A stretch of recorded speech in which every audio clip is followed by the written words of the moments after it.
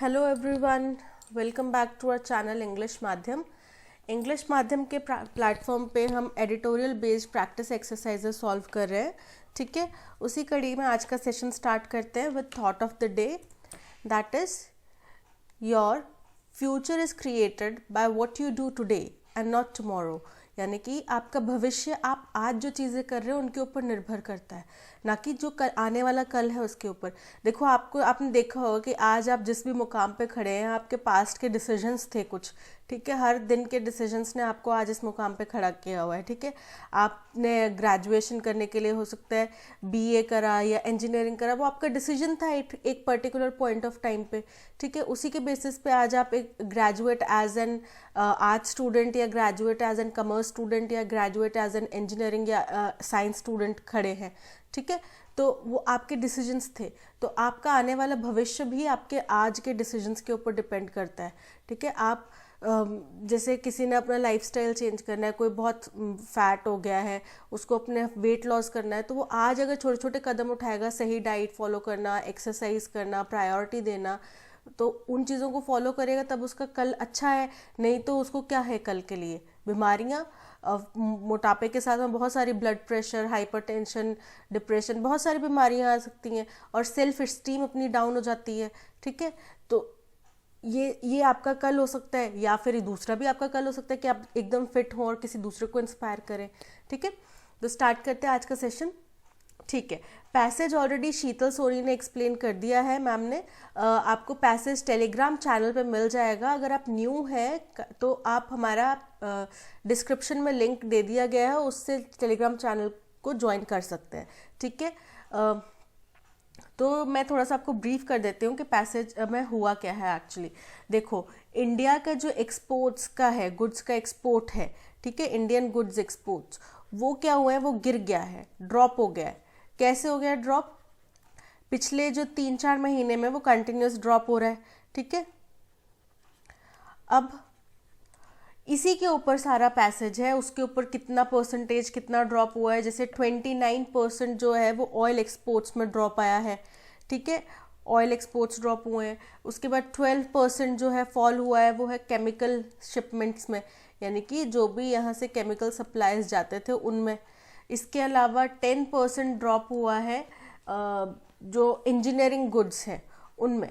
ठीक है, और इसके अलावा जो ये टोटल मिला के 30% के अराउंड हमारा मर्चेंडाइज का एक्सपोर्ट के ऊपर गिरावट आई है। इसी के ऊपर सारा उन्होंने एक्सप्लेन करा है कि क्यों आ रही है, कैसे आ रही है। यूएस मार्केट भी ड्रॉप हुआ है, जो कि हमारा सबसे बड़ा रिटेलर है। ठीक है, यूएस, वहाँ पे 3% का, मतलब जनवरी में 3% का उछाल देखा गया था। उसके बाद फरवरी में फिर से नीचे ड्रॉप आ गया, और उसके बाद वहाँ पे 2 मेजर बैंक्स जो है वो क्लोज हो गए, शट डाउन हो गए, जो इस तरफ इशारा करते हैं कि ये जो ड्रॉप हो रहा है एक्सपोर्ट्स में, जल्दी उभरने वाला नहीं है। ऊपर से ग्लोबल मार्केट में रिसेशंस हैं हर एक तरफ पे। ठीक है, तो चौतरफा मार पड़ रही है इंडियन एक्सपोर्ट के ऊपर, जिसका मतलब राइटर ने कहा है कि जो इशारा करता है कि आगे हालात जल्दी सुधरने वाले नहीं हैं। यानी कि बिल्कुल भी ऑप्टिमिज्म नहीं दिखा रहे, वो क्लियर कट बोल रहे हैं कि हमें उस तरीके से अपने आप को एम्ब्रेस करना पड़ेगा, क्योंकि आगे हालात जल्दी सुधरने का कोई दिख नहीं रहा जरिया। ओके, तो ये है सारा का सारा पैसेज। किस तरीके से हम उनको रिजॉल्व कर सकते हैं, नहीं कर सकते हैं, क्या कदम उठा सकते हैं। ठीक है, तो पैसेज अगर आपने नहीं पढ़ा है तो पहले टेलीग्राम पे जाके पैसेज पढ़िए। ठीक है, ऑडियो एक्सप्लेनेशन सुनिए, उसके बाद क्वेश्चंस अटेम्प्ट कीजिए। ठीक है, फर्स्ट क्वेश्चन है, विच of the following best describes the tone of the passage. अब मैंने आपको बताया कि राइटर ने सारे उसके एस्पेक्ट्स बताया और क्लियर कट शब्दों में कहा है कि सुधरने वाले नहीं हैं हालात, जल्दी कोई नतीजा आने वाले कुछ समय में, निकटतम भविष्य में नहीं दिख रहे हालात सुधरते हुए। तो क्या वो ऑप्टिमिस्टिक है? वो बिल्कुल भी ऑप्टिमिस्टिक नहीं है, क्योंकि ऑप्टिमिस्टिक का मतलब ही होता है पॉजिटिव अप्रोच रखना कि कोई बात नहीं, इतना गिर गया पर फिर भी हम अच्छा परफॉर्म करें, या हम उभर जाएंगे, या हम पहले भी उभर चुके हैं। नहीं, उन्होंने ऐसा किसी तरफ इशारा नहीं करा। उन्होंने यही बोला कि आगे टाइम में और हालात खराब भी हो सकते हैं। पैसिमिस्टिक है वो बहुत ज़्यादा। ठीक है, क्योंकि वो क्लियर कट बोल रहे हैं कि हालात एक तो सुधरने वाले नहीं है, ख़राब भी हो सकते हैं। ठीक है, न्यूट्रल भी नहीं है, ऑब्जेक्टिव भी नहीं है। ठीक है, वो है पेसिमिस्टिक। जो टोन है पैसेज की वो बड़ी ही पेसिमिस्टिक है। What is the main theme of passage? Passage का मेन थीम क्या है कि इंडिया का जो एक्सपोर्ट है उसके ऊपर क्या असर पड़ा है, ठीक है, वो कैसा इंडिया का एक्सपोर्ट है, उसको क्या क्या चैलेंजेस फेस करने पड़ रहे हैं, यही उसका मेन थीम है। तो फर्स्ट ऑप्शन है the challenges facing Indian goods export, faced by India's goods export, ठीक है। दूसरा है the impact of global economic conditions on India, कि इंडिया के ऊपर ग्लोबल इकोनॉमिक कंडीशंस का क्या असर पड़ा, ठीक है। The need for policy reforms to support exporters, कि पॉलिसी रिफॉर्म्स की क्या ज़रूरत है, एक्सपोर्टर्स को सपोर्ट, क्या क्या पॉलिसी रिफॉर्म्स की ज़रूरत है सब एक्सपोर्टर्स को सपोर्ट करने के लिए, ठीक है। या फिर the risk of global recession. तो ये जो सारे पॉइंट्स हैं ये सारे एक ही तरफ इशारा करते हैं कि इंडिया के एक्सपोर्ट्स को अभी क्या चैलेंजेस फेस करने पड़ रहे हैं। Option A is correct answer. What was the reason for the decline in India's merchandise exports in February? बोले फरवरी में इंडिया के मर्चेंडाइज एक्सपोर्ट में जो गिरावट आई है वो किस वजह से आई है? वो इस वजह से आई है कि ऑयल में कमी आई है, ऑयल एक्सपोर्ट्स में, केमिकल्स एक्सपोर्ट्स में, और इसके बाद इंजीनियरिंग गुड्स में भी कमी आई है एक्सपोर्ट में, ठीक है। इस वजह से जो इंडिया के मर्च और ये तीनों चीज़ें मिला के 30% के अराउंड इनका बनाते हैं, ठीक है, टोटल एक्सपोर्ट्स का 30% बनाते हैं, जो डिक्लाइन हो गया है, ठीक है, इतना कमी आई है। तो a collapse in oil exports, a fall in chemical shipments and a contraction in engineering goods outflow, ठीक है, बिल्कुल सही। Faltering global demand for India's top 30 export items, कि जो ग्लोबल डिमांड्स में कमी आई है, इंडिया के टॉप 30 एक्सपोर्ट आइटम्स हैं उनमें जो कमी आई है वो कारण है। A drop in retail sales in US, कि यूएस के रिटेल सेल्स में कमी आई है इसलिए। An increase in import prices due to Ukraine war, Ukraine और रशिया का जो वॉर चल रहा है उसकी वजह से इम्पोर्ट प्राइजेस में बढ़ोतरी हुई है, इस वजह से इंडिया के मर्चेंडाइज एक्सपोर्ट में गिरावट आई है। तो ऑप्शन ए इज करेक्ट, क्योंकि ये तीनों ही इकलौते हमारा 30% मर्चेंडाइज बना देते हैं, ठीक है, इस वजह से जो इंडिया के मर्चेंडाइज एक्सपोर्ट है उसमें कमी आई है। Why does the article suggest that policy bandwidth may be better used to support exporters? बोल रहे हैं कि अगर हम अच्छी पॉलिसीज़ बनाएं, अच्छी पॉलिसीज़ रखें, ठीक है, तो हम उनका इस्तेमाल कर सकते हैं एक्सपोर्टर्स को सपोर्ट करने के लिए। ऐसा क्यों कहा आर्टिकल में, ठीक है, क्यों कहा गया कि हम जो नए मार्केट्स हैं उनको और ज़्यादा एक्सप्लोर करें, है ना। ज़रूरी नहीं कि जो हमारे ट्रेडिशनल चले आ रहे हैं कि हम यूएस को ही बेचते हैं, वही हमारा रिटेलर, तो यूएस भी तो आगे किसी को बेचता ही होगा, है ना। तो उन चीज़ों को हम ओवरकम करें, नई मार्केट अपॉर्चुनिटीज़ ढूंढें, ठीक है। टू रिड्यूस डोमेस्टिक डिमांड, कि घरेलू डिमांड को कम किया जाए, ठीक है। To curb in essential imports, की जो ज़रूरी नहीं है सामान जिसको इम्पोर्ट करना ज़रूरी नहीं है हम उसको रोकें, ठीक है। To tap new markets and react more nimbly, बोल रहे नई मार्केट्स ढूंढे और उसी के अनुसार हम रिएक्ट करें, मतलब थोड़ा काम होके एक्टिव होके थोड़ा उसको रिएक्ट करें, ठीक है। तो यही ऑप्शन है कि हम नए मार्केट अपॉर्चुनिटीज़ ढूंढें, थोड़ा अच्छे तरीके से अपनी पॉलिसीज़ बनाएं और अच्छा काम करें, ठीक है। टू इंक्रीज डोमेस्टिक कंजम्पशन, की घरेलू कंजम्पशन को बढ़ा दिया जाए। अब एक ऑप्शन में बोल रहे हैं कि घरेलू कंजम्पशन को कम किया जाए, दूसरे में बोल रहे हैं बढ़ा दिया जाए, ठीक है। Option C is correct, to tap new markets and react more nimbly. Which of the following statements is incorrect based on passage, ठीक है, पैसेज के कंटेक्स्ट में कौन सी स्टेटमेंट्स जो हैं वो इनकरेक्ट है। India's goods exports fail for third time in 5 months during February, ठीक है, तीसरी बार गिर गए हैं पिछले 5 महीनों में और फेब्रवरी में तीसरी बार गिर गए हैं ये, ठीक है, ये बिल्कुल सही है। पहली आई थिंक पहली या दूसरी स्टार्टिंग लाइन ही यही थी। The effects of faltering global demand drag down 13 more of India's top 30 export items, बोले इंडिया की टॉप 30 जो एक्सपोर्ट आइटम्स हैं उनमें से 13 और ज़्यादा जो 13 जो एक्सपोर्ट आइटम्स हैं वो क्योंकि ग्लोबल डिमांड कम हो गई इसलिए वो भी उनकी एक्सपोर्ट भी गिर गई है, ठीक है, ये भी सही है। February's exports are still 7.3% above October number, बोल रहे हैं कि फेब्रुवरी महीने के एक्सपोर्ट जो है वो भी अभी भी मतलब अक्टूबर महीने के अगर आंकड़े देखें उसके मुकाबले फेब्रुवरी के आंकड़े 7.3% ज़्यादा ही हैं, ये भी सही है। ठीक है। Retail sales in US, India's largest export destination, remain strong in February.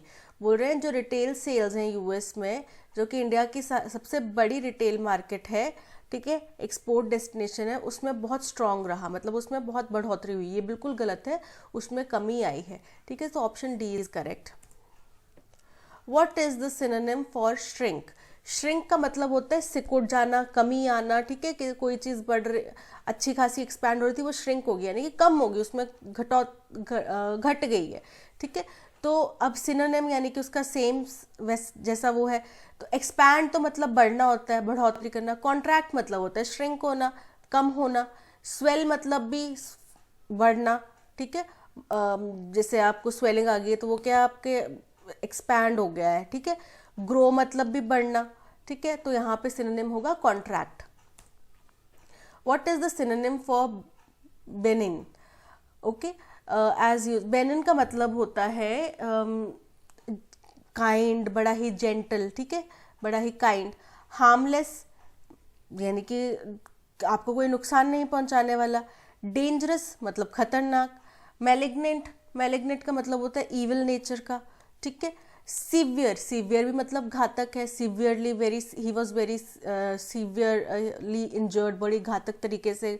तो या इन तीनों में से देखा जाए, चारों में से, तो हार्मलेस ही इसको थोड़ा सा काउंट इसके साथ में मिलता जुलता लग रहा है, क्योंकि हार्मलेस मतलब आपको कोई नुकसान नहीं पहुंचाने वाला, नुकसान नहीं पहुंचा रहा है, यानी कि आपके लिए जेंटल है।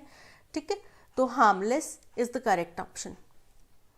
What is the antonym for sword as used in passage? Passage में सोर्ड कहा गया है कि यूएस के जो मार्केट डिमांड्स हैं वो सोर्ड हुई थी। ठीक है, हाँ, रिटेल सेल्स यूएस में वो 3% सोर हुई थी जनवरी में, यानी कि 3% की उसमें बढ़ोतरी देखी गई थी। ठीक है, सोर मतलब बढ़ोतरी। तो रोज, रोज मतलब कि भी बढ़ोतरी। ठीक है, क्लाइम्ड मतलब भी ऊपर चढ़ना, यानी कि लैडर पे आप ऊपर चढ़ रहे हैं तो बढ़ रहे हैं, आगे की तरफ बढ़ रहे हैं। ड्रॉप्ड मतलब नीचे गिर जाना। इंक्रीज्ड मतलब भी बढ़ना। तो ड्रॉप्ड मतलब नीचे गिर जाना। अब आप आगे बढ़ने से अगर आप नीचे गिर गए तो यानी कि सी इसका एंटोनिम है। Which of the following is an antonym for the word exuberant as used in the passage? ठीक है, exuberant मतलब होता है कि बहुत ही एनर्जी से भरा हुआ, एक्साइटमेंट से भरा हुआ, बड़ा ही उत्साहित। ठीक है, अब डिजेक्टेड, डिजेक्टेड का मतलब होता है सैड या depressed.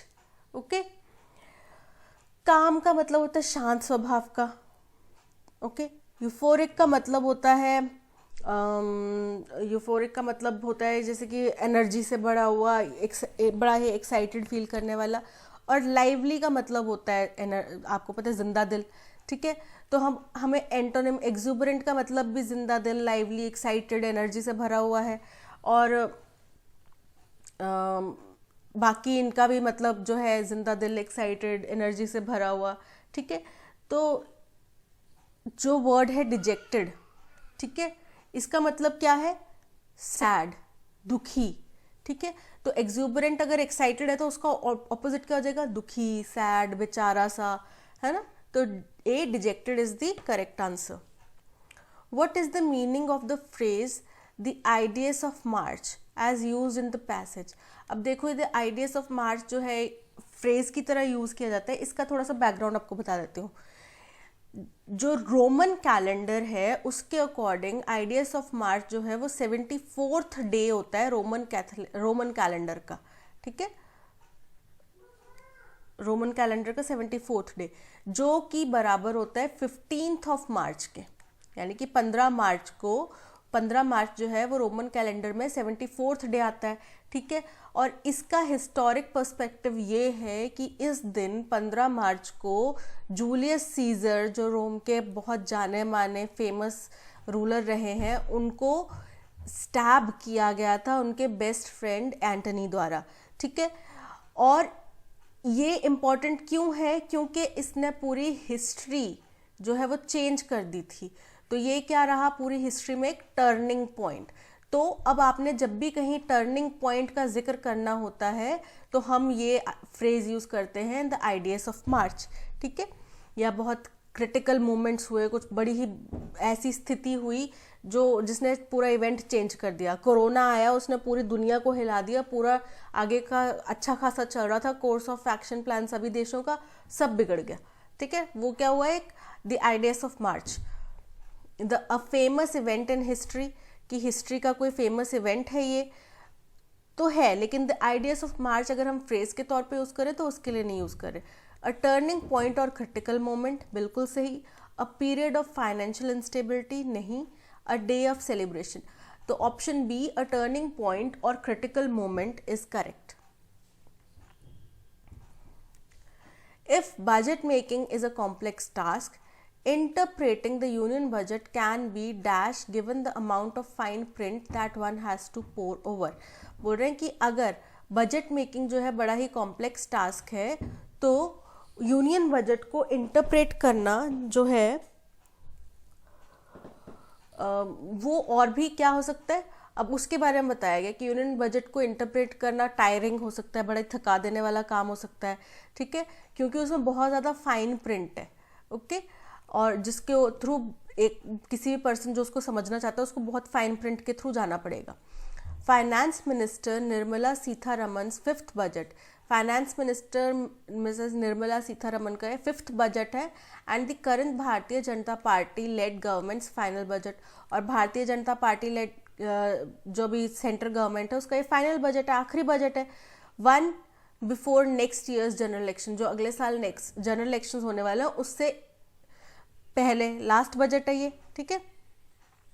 Ticks all the right boxes on the face of it, यानी कि उनने, अब जैसे आप जब इलेक्शंस होते हैं तब हर एक कोई अपना मैनिफेस्टो बताता है, उसमें वो बताते हैं कि हम ये करेंगे ये करेंगे ये करेंगे, लिस्ट बता देते हैं मैनिफेस्टो में अपनी जनता को। तो अब उन्होंने लास्ट बजट में जो कुछ बची हुई चीज़ें भी, जैसे उन्होंने 7 की लिस्ट बताई थी कि हम अपने 5 सालों में ये काम करेंगे, ठीक है। तो अब उनने जैसे ये कर दिया था, ये कर दिया था, ये कर दिया था, अब जो बाकी बचे हुए थे इस बजट में उन्होंने उन कामों को भी टिक कर दिया, यानी कि उनने जो भी प्रॉमिस किए हुए थे अपने उन सबको चेकलिस्ट में डाल दिया कि अब हमने ये कंप्लीट कर दिया। Inclusive development that ensures that for all dash for all, बोल रहे इंक्लूसिव डेवलपमेंट। इंक्लूसिव डेवलपमेंट का मतलब होता है सबका साथ सबका विकास, जो भारतीय जनता पार्टी का स्लोगन भी है, सबका साथ सबका विकास, यानी कि कोई भी तबका हो समाज का उसको इंक्लूड किया जा रहा है डेवलपमेंट में। ये मतलब नहीं है कि सिर्फ एक जो अमीर है वो अमीर अमीर होता जा रहा है, जो गरीब है वो बेचारा बैठा हुआ है, ऐसा नहीं। हम गरीबों को भी उठाना चाहते हैं, ऊपर लेकर आना चाहते हैं, तो वो होता है इंक्लूसिव डेवलपमेंट। तो इंश्योर्स डैश फॉर ऑल, यानी कि उसने कुछ इंश्योर करा है सभी के लिए, specially the youth, women, farmers, other backward classes, scheduled caste and scheduled tribes, ठीक है। A focus on infrastructure and investment, इन सभी का उसने उत्थान करा, ठीक है। इसके अलावा इंफ्रास्ट्रक्चर के ऊपर फोकस दिया गया and investment that serves as multiplier for growth and employment, और ऐसी इन्वेस्टमेंट्स करी गई जिनके ज़रिए जो हमारी ग्रोथ और जो एम्प्लॉयमेंट रेशियो बढ़ता जाएगा। मल्टीप्लायर मतलब आगे बढ़ेगा, बढ़ता ही जाएगा। पॉलिसीज टू इनेबल ग्रीन और एनवायरमेंटली सस्टेनेबल ग्रोथ, और ऐसी पॉलिसीज़ बनाई गई जिनमें ग्रीन एनर्जी का ज़्यादा यूज़ हो और एनवायरमेंटल सस्टेनेबिलिटी की तरफ हमारा ध्यान जाए, वैसी ग्रोथ हो। The rationalisation of direct taxes including a raft of concessions to middle and salaried classes. अब जो बोले रैशनलाइज किया गया, यानी कि जो अब नए हमें पता है टैक्स के नए नॉर्म्स आए हैं, ठीक है, उसमें मिडिल क्लास वालों को थोड़ा सा और सहारा दे दिया गया कि 7 लाख पे पहले टैक्स कटता था, अब 8 लाख पे कट रहा है, ठीक है। तो वो रैशनलाइज करने की कोशिश करी गई और एक राफ्ट, कंसेशन की एक राफ्ट बना दी गई। राफ्ट क्या होता है, जो लाइफ सेवर होती हैं, राफ्ट्स होती हैं, बड़ा शिप है उसके साथ में छोटी छोटी राफ्ट्स होती हैं, है ना, तो वो क्या होती है, वो जान बचाने का काम करती हैं। तो एक राफ्ट, कंसेशन की राफ्ट बना के मिडिल और सैलरीड क्लास के लिए और पेंशनर्स के लिए वो बना दी गई। and most importantly doing all this while staying the course on fiscal consolidation। और ये सब उनने किया, कब किया? अपना जो फिस्कल कंसोलिडेशन है उसके ऊपर रहते हुए ही, ट्रैक के ऊपर। यानी कि बजट जो है वो ऐसा नहीं है कि हमें किसी से उधार लेना पड़ रहा है। जो उनके पास 10 करोड़ का अगर अमाउंट था, ठीक है, तो उसी अमाउंट के बीच में उन्होंने ये सारी चीज़ें करने की कोशिश करी है। ठीक है, ऐसा नहीं कि 10 करोड़ का तो हमारे पास पैसा था, हमने बजट बना दिया 20 करोड़ का, अब ये बाकी के 10 करोड़ किससे उधारी मांगने पड़ेंगे, ऐसा नहीं किया उन्होंने। Terming it the first budget in Amritkaal. और आपको पता है कि हमने अमृतकाल का एक टाइम डिफाइन करा हुआ है, तो ये पहला बजट है अमृतकाल का।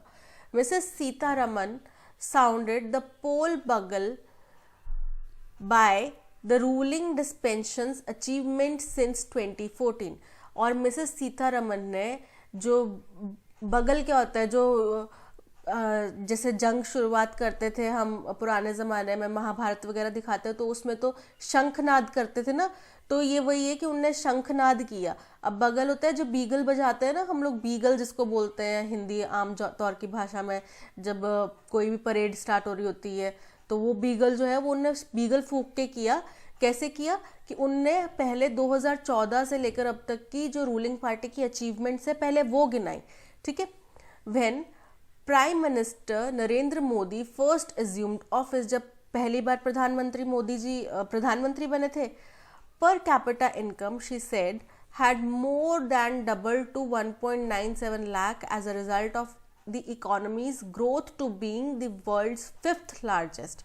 बोले अब हिंदुस्तान में जो पर कैपिटा इनकम है वो डबल हो चुका है, का कितना हो चुका है, 1.97 लाख तक का हो चुका है। ठीक है, और ये किसकी वजह से हुआ है कि हमारी जो इकोनॉमी है वो ग्रो कर रही है और दुनिया की 5th लार्जेस्ट इकोनॉमी बनकर उभरी है। And the government's efforts to ensure a better quality of living for all. और इसमें गवर्नमेंट के प्रयास भी बहुत ज़्यादा महत्वपूर्ण है क्योंकि उनने सबके लिए एक अच्छी लिविंग क्वालिटी का प्रावधान दिया था। She also cited an increase in formalisation of the economy. उन्होंने जो इकोनॉमी का फॉर्मलाइजेशन है उसकी तरफ भी इशारा किया, उसके बारे में भी बात करी। And the wide spread dash of digital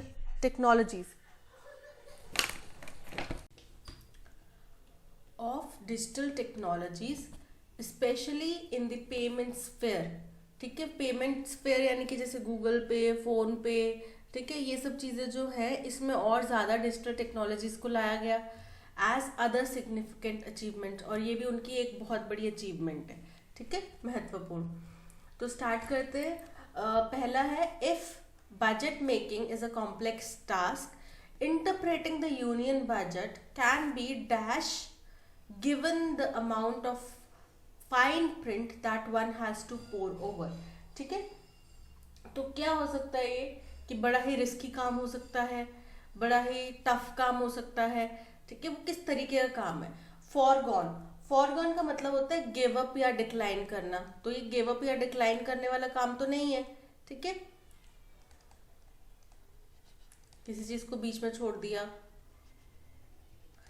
evident, evident मतलब साबित हो जाता है कि, या बड़ा ही ऑब्वियस है कि।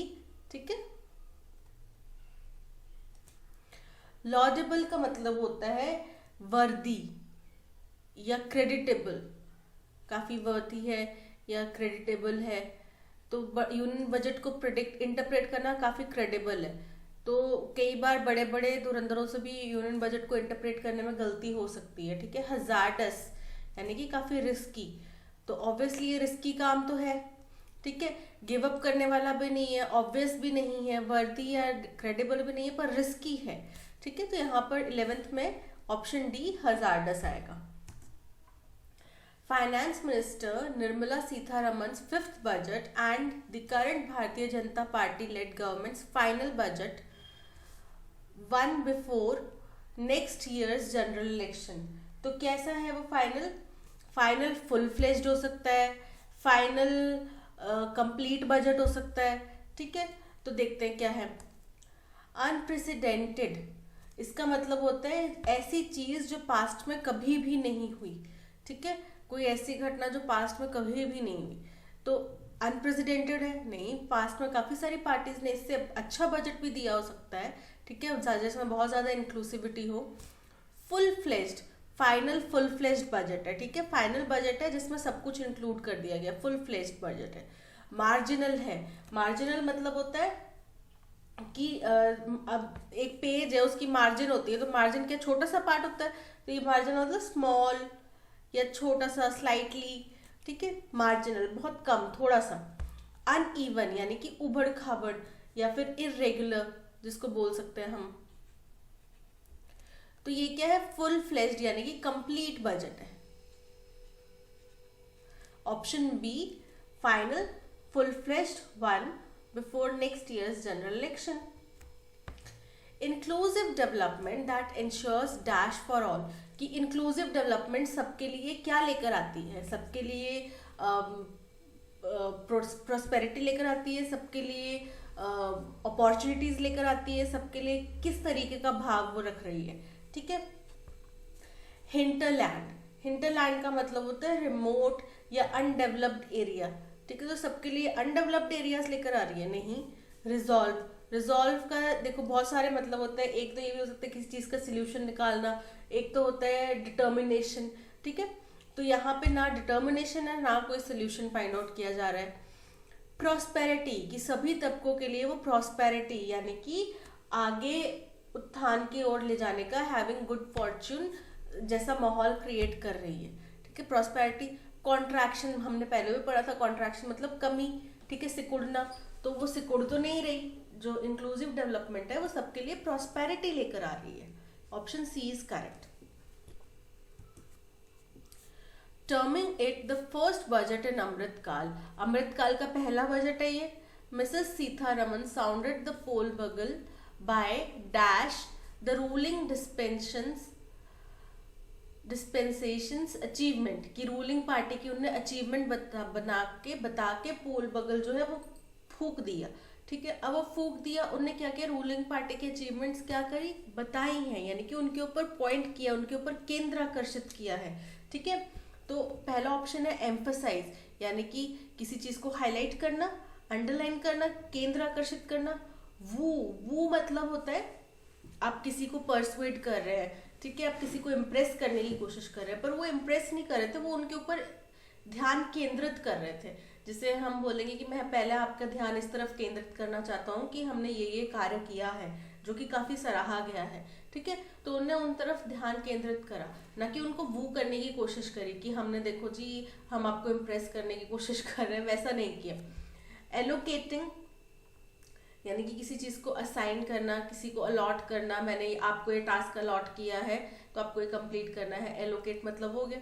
पेगिंग मतलब एक निश्चित पॉइंट पे आपने मार्क कर दिया है कि यहाँ तक तो फिक्स रहेगा ही रहेगा, ठीक है, इससे कम ज्यादा आगे देखेंगे। जैसे कि आप अगर म्यूचुअल फंड्स में इन्वेस्ट करते हैं तो आज के मार्केट रेट उस टाइम पे जो भी बैंकिंग सेक्टर का वो मार्केट रेट रहेगा वो तो आपको मिलेगा ही मिलेगा, लेकिन अगर कम ज्यादा होता है, अगर ज्यादा बढ़ता है तो फिर वो आपका गुड लक है, ठीक है, कुछ इस तरीके का हिसाब किताब होता है। तो वो एक फिक्स पॉइंट पे आपने फिक्स कर दिया है उसको। तो यहाँ पे उन्होंने क्या किया, रूलिंग पार्टी की अचीवमेंट्स के ऊपर एम्फसाइज किया, emphasising, A is the correct answer. She also cited an increase in formalization of the economy and widespread dash of digital technologies. अब widespread क्या है, widespread यूज है, widespread ग्रोथ है, ठीक है, तो इस तरीके के ऑप्शंस आएंगे। अब देखते हैं फ्रंट, फ्रंट मतलब आगे सामने, ठीक है, किसी कुछ भी आप जैसे फ्रंट डेस्क काम करें यानी कि आप रिसेप्शन का काम करें, आप सबसे सामने मेन चेहरा है उसका, तो ठीक है, या फिर बैक एंड में काम कर रहे हैं आप ऑफिस में, बैक में मतलब आप सामने नहीं आते लेकिन आपका मेन काम पीछे से होता है, ठीक है, सामने ना आके किसी के। लीवे, लीवे का मतलब होता है फ्रीडम, आपको लीवे है, आपको आज़ादी है अपना काम करने का। अडॉप्शन मतलब अपनाना, ठीक है, हमने ये पॉलिसी अडॉप्ट करी है, ठीक है, हमने ये पॉलिसी अपनाई है। फॉल आउट, फॉल आउट मतलब कि कोई भी कुछ हुआ, कुछ एक्शन लिया गया, उसके जो नेगेटिव इफेक्ट्स हुए उनको बोलेंगे फॉल आउट, कि इस पॉलिसी का जो फॉल आउट रहा वो ये रहा।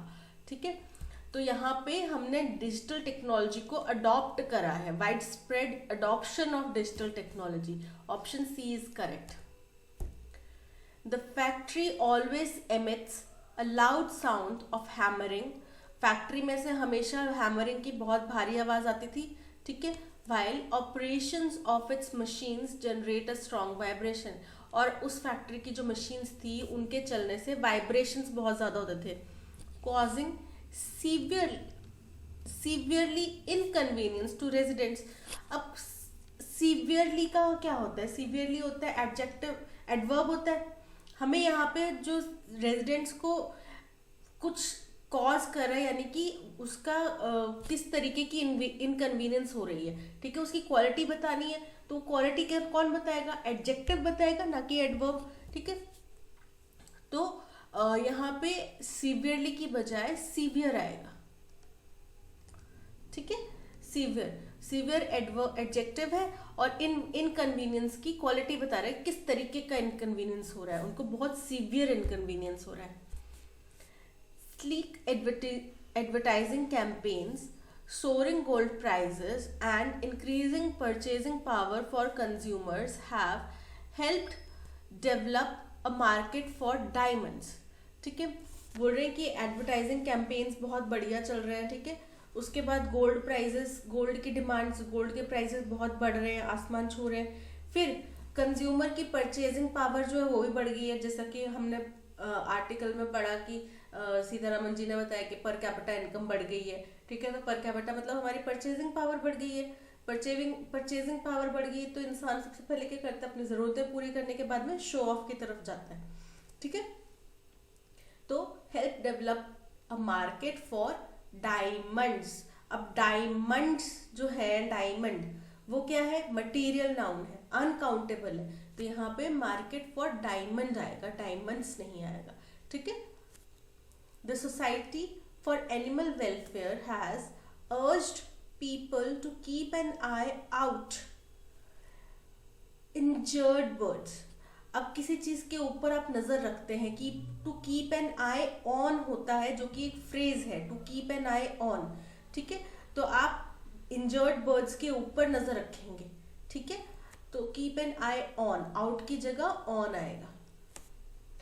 In the afternoon, devotees organized a program in which the name of the deity was chanted 1 lakh times।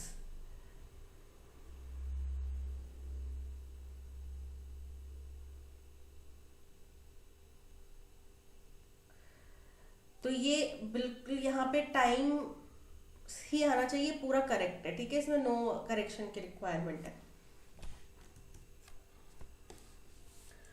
Arrange the following sentence to form a coherent paragraph.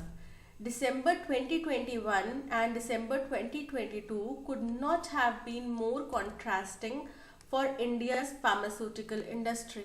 बोल रहे 2021 और 2022 जो है, दिसंबर की बात कर रहे हैं, ये इतना ज़्यादा कॉन्ट्रास्टिंग, मतलब एक दूसरे से कॉन्ट्रास्ट क्या होता है? एक दूसरे को सपोर्ट करने वाला की कॉन्ट्रास्ट है।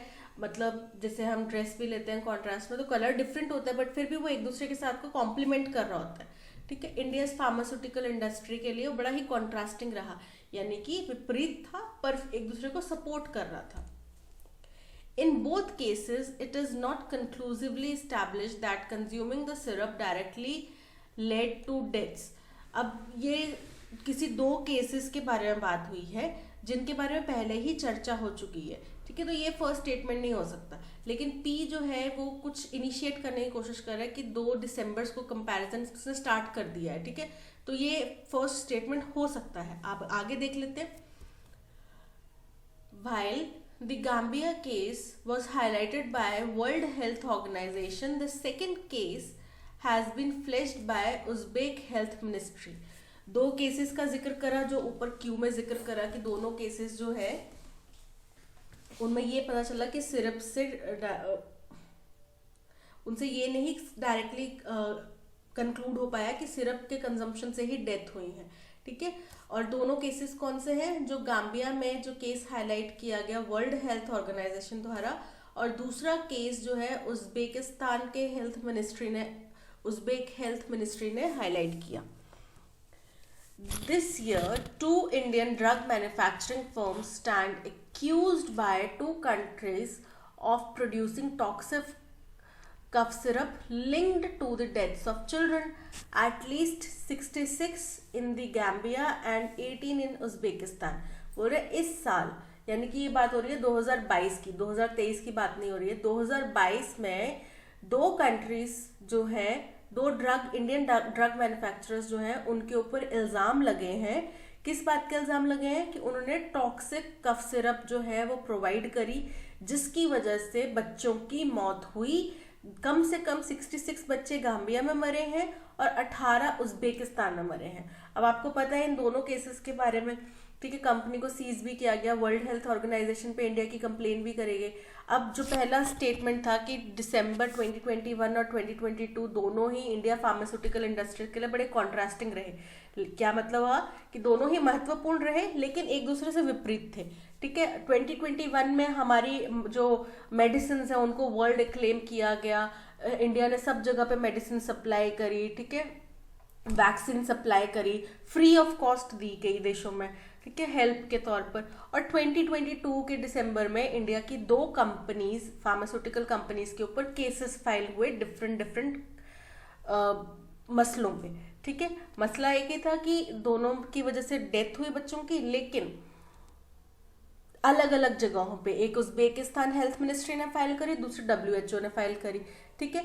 तो अब दोनों ही हमारी फार्मास्यूटिकल इंडस्ट्रीज के लिए बड़े ही इंपॉर्टेंट महत्वपूर्ण मुद्दे हैं, ठीक है। दोनों ही डेट्स बड़ी ही महत्वपूर्ण है, लेकिन दोनों का डायरेक्शन एकदम ऑपोजिट है। एक हमारे पॉजिटिव की तरफ लेके जा रहा है तो दूसरा नेगेटिव की तरफ लेके जा रहा है, लेकिन कंसर्न दोनों फार्मास्यूटिकल इंडस्ट्रीज को कर रहा है। Last year, it was hailed for developing vaccines that inoculated billions against the coronavirus and underlined its moniker as the pharmacy of the world। ठीक है, पिछले साल ये उभर के सामने आए थे। कैसे सामने आए थे? एक ऐसे देश के तौर पे जिन्होंने ऐसी वैक्सीन बनाई जिसने कोरोना वायरस को काबू में करने की कोशिश करी, ठीक है। उसके अलावा अंडरलाइन भी किया गया कि जो हमारी देश की, इंडिया की जो फार्मेसी है वो वर्ल्ड के लिए एक्लेम्ड है, यानी कि पूरी दुनिया में उनको ख्याति मिली, ठीक है। तो ये भी उन्होंने बढ़ा दिया कि लास्ट ईयर क्या हुआ था, इस साल क्या हुआ, पिछले साल क्या हुआ। ये दोनों स्टेटमेंट्स पता चल गई कि इस साल की बात भी कर ली, पिछले साल की, यानी कि 2021 की भी बात कर ली और 2022 की भी बात कर ली। तो फर्स्ट स्टेटमेंट कौन सी होगी हमारी? जो दिसंबर 2021 और 2022 का जिक्र करा था, ये हमारी फर्स्ट स्टेटमेंट होगी, ठीक है। इसके बाद कि पिछले साल क्या हुआ था उसके बारे में बात करेगी, क्योंकि 2021 से स्टार्ट किया गया। पिछले साल क्या हुआ, पहले अच्छाई बताई फिर उसके बाद बुराई, ठीक है। तो ये सेकंड स्टेटमेंट हो गई। TS जो है वो थर्ड स्टेटमेंट हो गई। इसके बाद क्या होगा कि दो केसेस हुए है, कहाँ पे? गाम्बिया में एक केस हुआ जो हाईलाइट किया गया किसकी वजह से, और उसके बाद में तो ये R जो हो गया हमारा फोर्थ स्टेटमेंट हो गया। अब इन्हीं दोनों केसेस का जिक्र इधर करा गया है कि इन बोथ केसेस दोनों में ये एस्टैब्लिश नहीं हो पाया कि सिर्फ पीने से ही बच्चों की डेथ हुई है, ठीक है। तो ये हो गया 5। तो हमारे स्टेटमेंट चल रही है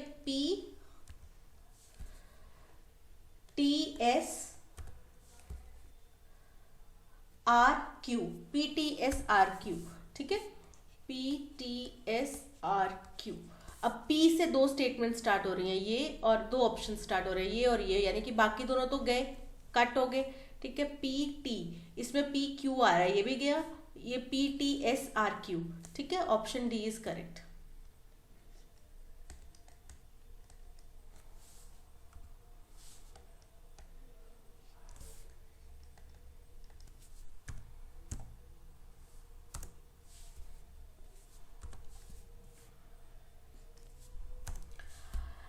ठीक है, आज के सेशन में इतना ही। PDF आपको टेलीग्राम चैनल पे मिल जाएगी। अगर आप न्यू हैं तो टेलीग्राम चैनल आप नीचे डिस्क्रिप्शन में लिंक दिया गया है, वहाँ से ज्वाइन कर सकते हैं।